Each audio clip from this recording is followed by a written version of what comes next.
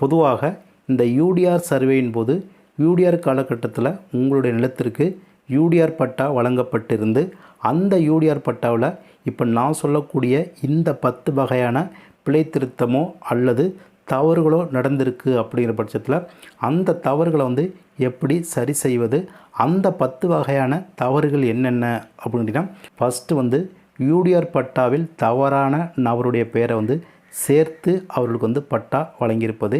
இரண்டாவது point, UTR பட்டாவில் ஒரு நபருடைய பெயரை மட்டும் விடுபட்டு அவர்களுக்கு பட்டா வழங்கியிருப்பது. மூணாவது பாயிண்ட் யூடிஆர் பட்டாவில் தந்தையின் பெயரில் ஒரு திருத்தமோ அல்லது ஒரு மாற்றமோ ஏதாவது இருப்பது போல் அவர்களுக்கு பட்டா வழங்கப்பட்டிருப்பது. நாலாவது பாயிண்ட் யூடிஆருக்கு முன்னாடி அந்த நிலத்திற்கான உரிய ஆவணங்கள் எல்லாமே இருக்கும்.